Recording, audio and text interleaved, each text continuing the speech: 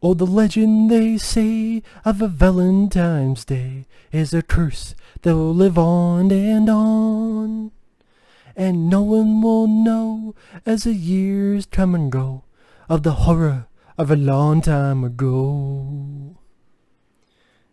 That's a really badly done little snippet of the Ballad of Harry Warden from the 1981 film My Bloody Valentine.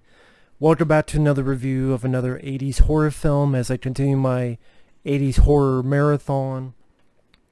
And My Bloody Valentine, without a doubt, one of my all-time favorite 80s slasher films. I think it's one of the best ones out there, especially when this DVD came out, when the remake came out, and we got the uncut version. Sad to say, not a lot of films from that era get uncut versions. A lot of the Friday the 13th films, for example. Some of them do, like Intruder, but a lot of them don't. And it was such a... When I first saw this, I think like one of my only gripes was, man, I wish we could see more of the gore, the full death scenes, and this did fix that. And I really do look forward to the Scream Factory Blu-ray, because I don't have this on Blu-ray. I doubt they'll clean up the deleted footage. I don't see Scream Factory taking the time.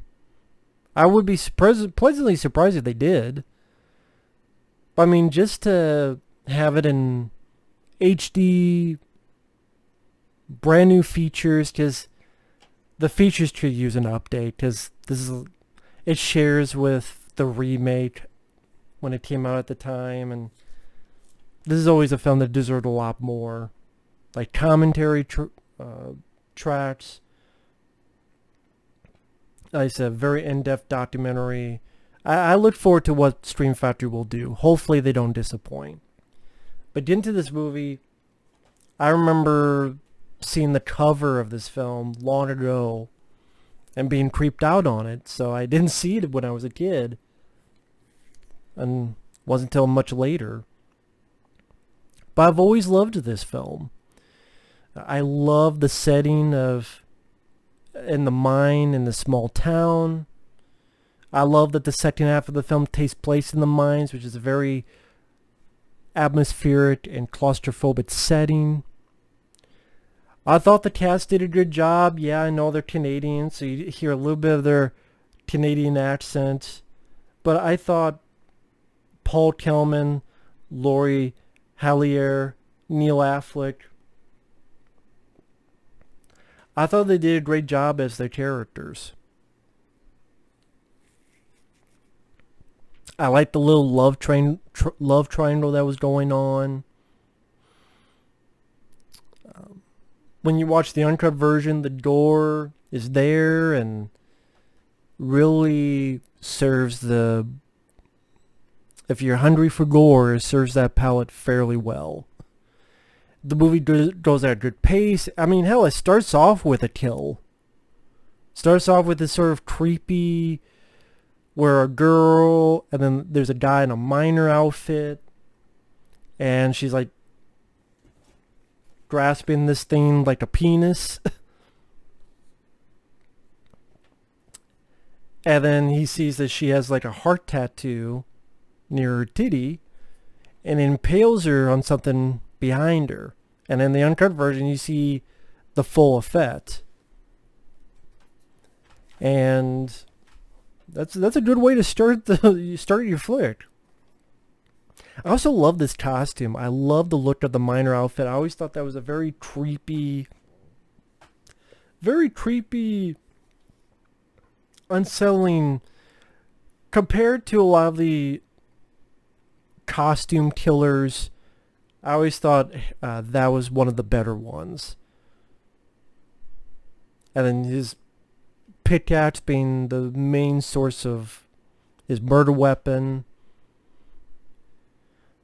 And you know what? On a quick note, I do remember liking the remake. I mean, I had little issues with it, but I thought it was actually one of the more decent remakes.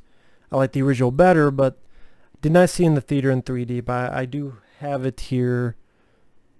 And yeah, it was fun film. But yeah, I do like the original more. But this did a lot of things right. It gave me characters I enjoyed. It definitely gave you the blood palette. I love the little things they add into it. I like that the backstory where there's this Valentine's Day party, the supervisors, they were not paying attention, so they failed to check like the methane gas readings. It blew things up. 5 men got buried alive, and one of them was pissed off because these supervisors were not doing their job because they wanted to get ready for this party. So I think what it was, a year later, he tells the supervisors and pickaxe in the chest and takes their heart out. And you see a good chunk of this in the unrated version. And put them in these Valentine's Day boxes. Like they were candy. That's what I mean, like stuff like that. I'm like, yeah, that's how you do a slasher film. Like grisly, violent, but still kind of fun. And so like the cop and the mayor, they start finding these boxes in the year this came out, and or I should say the current time period. And they find these hearts and like these little Valentine's Day like poems. And they're like, oh shit. Is Harry Warden, the guy who did before, is he back? What's going on? And like I said, the kills are very, very well done by George Mihalka. Which I forget what else the director has done. But I thought he did a really nice job with this. Yeah, this nice girl named Mabel, she's killing a laundromat. And in this cut you see when the cop finds her just how burned up and nasty she's looking. And it's like, oh, shit.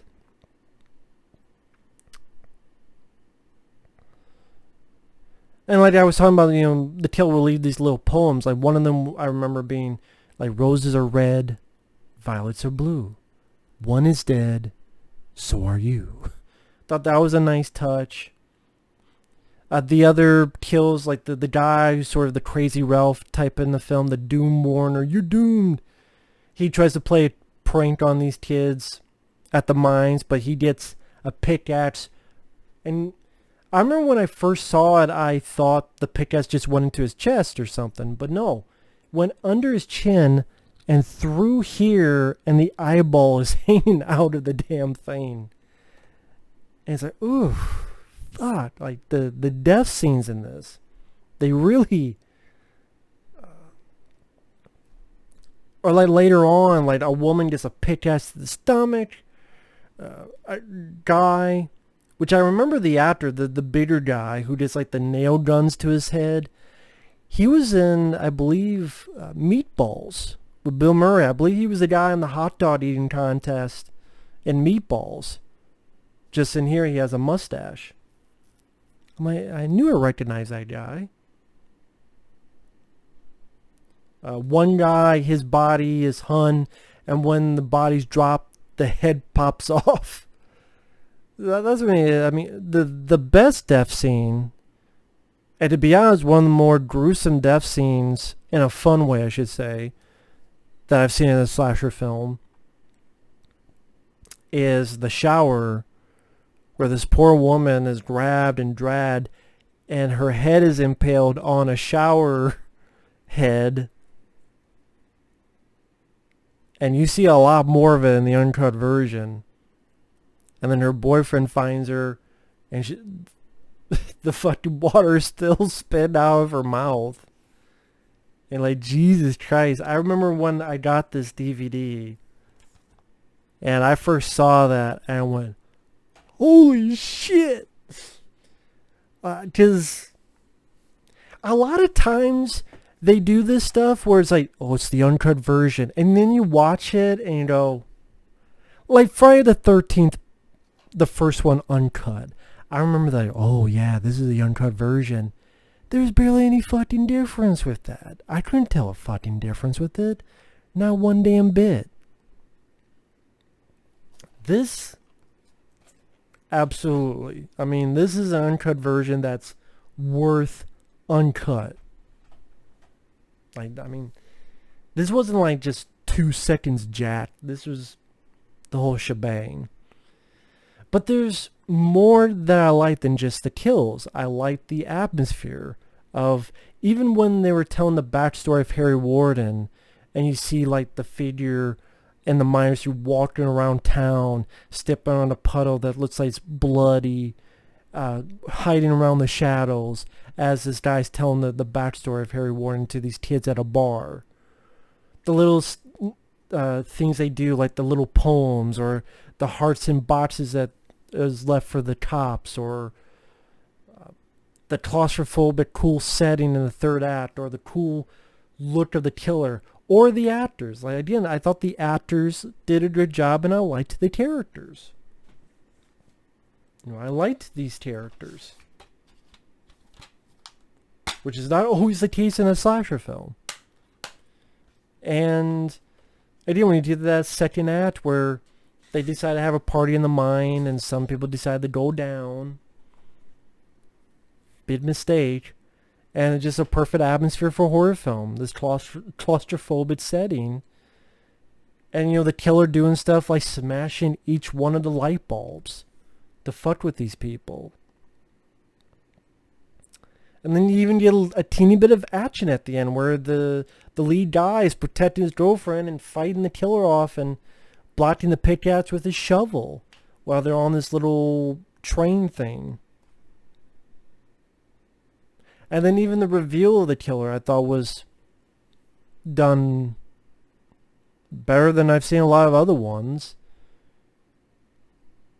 Where even the lead guy's like, why? Axel, why? And you get a flashback that it was his dad, one of the supervisors that was murdered. And then I know people said that it set it up for a sequel. I guess I always looked at the ending differently from other people. I always looked at it as the guy's going to die pretty soon anyway. And it was just another last laugh before the end credits. I never thought that, he got away and he'll be back for My Bloody Valentine 2. I never thought of it that way because his arm was trapped and he had to cut the rest of it off, so he's either going to bleed to death or you got like 85 cops there. Just go over there, pick him up, or shoot him in the face. It's not like they don't know the mines. Or here, they're staring at the guy that you just fucking shoot him.